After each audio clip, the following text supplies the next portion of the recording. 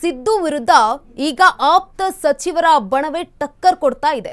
ಸಿದ್ದರಾಮಯ್ಯ ವಿರುದ್ಧ ರಾಜಣ್ಣ ಪದೇ ಪದೇ ಗುಡುಕ್ತಾ ಇದ್ದಾರೆ. ಸಿಎಂ ಸಿದ್ದು ವಿರುದ್ಧ ಆಪ್ತರ ಸಚಿವ ರಾಜಣ್ಣ ಈಗ ಗುಡುಗಿದ್ದಾರೆ. ಆಪ್ತರ ಬಣದಲ್ಲಿ ಗುರುತಿಸಿಕೊಂಡಿದ್ರು. ಟಗರು ವಿರುದ್ಧ ಈಗ ಮಾಜಿ ಸಚಿವ ಕೆಎನ್ ರಾಜಣ್ಣ ಗುಟುರು ಹಾಕಿದ್ದಾರೆ. ಮತ್ತೆ ಸಿಎಂ ಸಿದ್ದರಾಮಯ್ಯ ಅವರನ್ನ ಕೆಣಕಿದ್ದಾರೆ ಕೆಎನ್ ರಾಜಣ್ಣ. ಈ ಹಿಂದೆ ಸಿಎಂ ಅಸಹಾಯಕರಾಗಿದ್ದಾರೆ ಅಂತ ಹೇಳಿದ್ರು. ಈಗ ಸ್ಥಾನ ತ್ಯಾಗ ಅಂತ ರಾಜಣ್ಣ ಬಹಿರಂಗವಾಗಿ ಮಾತನಾಡಿದ್ದಾರೆ. ರಾಜಣ್ಣ ಮಾತಿನ ಹಿಂದಿರೋ ಮರ್ಮವಾದ್ರೂ ಏನು? ಹಿಂದೆ ಹನಿ ಟ್ರ್ಯಾಪ್ ಹಂಗಾಮಕ್ಕೆ ಒಳಗಾಗಿದ್ರು ಕೆಎನ್ ರಾಜಣ್ಣ. ತಮ್ಮ ಪರ ನಿಲ್ಲುತ್ತಿಲ್ಲವೆಂಬ ಸಿಟ್ಟಾಗಿ ಈ ರೀತಿ ಮಾತನ್ನ ಹೇಳಿದ್ದಾರ.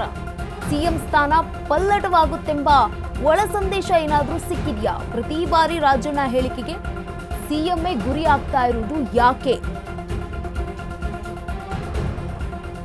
ಸಿಎಂ ಸಿದ್ದು ವಿರುದ್ಧ ಈಗ ರಾಜಣ್ಣ ಕಿಡಿಕಾರಿದ್ದಾರೆ, ಗುಡುಗಿದ್ದಾರೆ. ಟಗರು ವಿರುದ್ಧ ಮಾಜಿ ಸಚಿವ ಕೆಎನ್ ರಾಜಣ್ಣ ಗುಟೂರು ಹಾಕಿದ್ದಾರೆ. ಮತ್ತೆ ಸಿಎಂ ಸಿದ್ದರಾಮಯ್ಯರನ್ನ ಕೆಣಕಿದ್ದಾರೆ. ಈ ಹಿಂದೆ ಸಿಎಂ ಅಸಹಾಯಕರಾಗಿದ್ದಾರೆ ಅಂತ ಹೇಳಿದ್ರು ಕೆಎನ್ ರಾಜಣ್ಣ ಅವರು. ಈಗ ಸ್ಥಾನ ತ್ಯಾಗ ಎಂಬ ಬಹಿರಂಗ ಮಾತುಗಳನ್ನ ಕೂಡ ಆಡಿದ್ದಾರೆ. ರಾಜಣ್ಣ ಅವರ ಮಾತಿನ ಹಿಂದಿರುವಂತಹ ಮರ್ಮ ಏನು?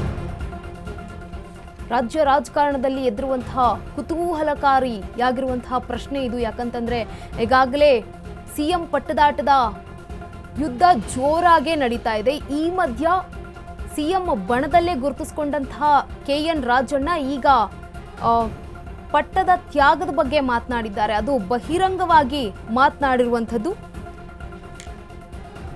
ರಾಜಣ್ಣ ಮಾತಿನ ಹಿಂದಿರುವ ಮರ್ಮವಾದ್ರೂ ಏನು ಅನ್ನುವ ಪ್ರಶ್ನೆ ಈಗ ಎದ್ದಿದೆ.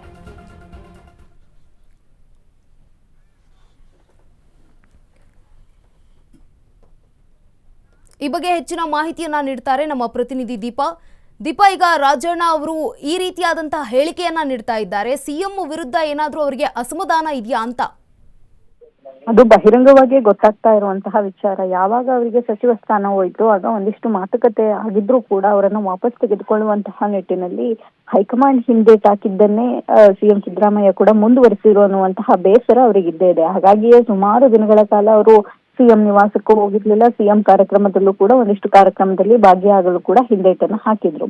ಆದ್ರೆ ಅವರ ಇತ್ತೀಚಿನ ನಡೆಯ ಕುರಿತು ಕೂಡ ಅವರು ಹಿಂದೆ ಅಂದ್ರೆ ಸಿಎಂ ಅಸಹಾಯಕರಾಗಿದ್ದಾರೆ ಅನ್ನುವಂತಹ ಹೇಳಿಕೆ ಕೊಟ್ಟಾಗ್ಲೂ ಕೂಡ ಪರೋಕ್ಷವಾಗಿ ಏನಿರ್ಲಿಲ್ಲ, ನೇರವಾಗಿಯೇ ಅವರನ್ನ ಟಾಂಟ್ ಮಾಡುವಂತಹ ರೀತಿಯಲ್ಲಿ ಇತ್ತು. ಇದೀಗ ನೆನ್ನೆಯೂ ಕೂಡ ಅಧಿಕಾರ ಹಸ್ತಾಂತರ ವಿಚಾರವಾಗಿ ಬಹಿರಂಗ ಹೇಳಿಕೆಯನ್ನ ಏನ್ ಕೊಟ್ರು ಅದು ಕೂಡ ನೇರವಾಗಿ ಅವ್ರ ಮೇಲೆ ಬೇಸರವನ್ನ ವ್ಯಕ್ತಪಡಿಸಿ ಕೊಟ್ಟಿರುವಂತಹ ಹೇಳಿಕೆ ಅನ್ನೋದಂತೂ ಸ್ಪಷ್ಟ.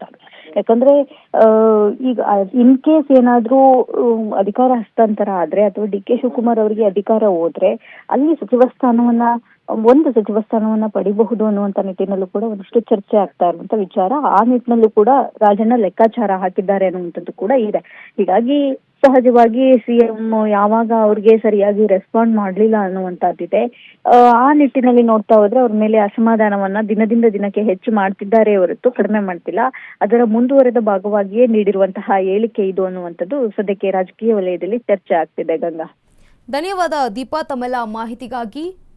ಈಗ ಸಿದ್ದರಾಮಯ್ಯ ವಿರುದ್ಧ ಕೆಎನ್ ರಾಜಣ್ಣ ಅವರೇ ಗುಡುಕ್ತಾ ಇದ್ದಾರೆ. ಟಗರು ವಿರುದ್ಧ ಮಾಜಿ ಸಚಿವ ಕೆಎನ್ ರಾಜಣ್ಣ ಗುಟುರು ಹಾಕಿದ್ದಾರೆ. ಮತ್ತೆ ಸಿಎಂ ಸಿದ್ದರಾಮಯ್ಯರನ್ನ ಕೆಣಕಿದ್ದಾರೆ ಕೆಎನ್ ರಾಜಣ್ಣ ಅವರು. ಈ ಹಿಂದೆ ಸಿಎಂ ಅಸಹಾಯಕರಾಗಿದ್ದಾರೆ ಅಂತ ಬಹಿರಂಗವಾಗಿ ಮಾತನಾಡಿದ್ರು. ಈಗ ಸ್ಥಾನ ತ್ಯಾಗ ಅಂತ ಬಹಿರಂಗವಾಗಿ ಮತ್ತೆ ಮಾತನಾಡಿದ್ದಾರೆ.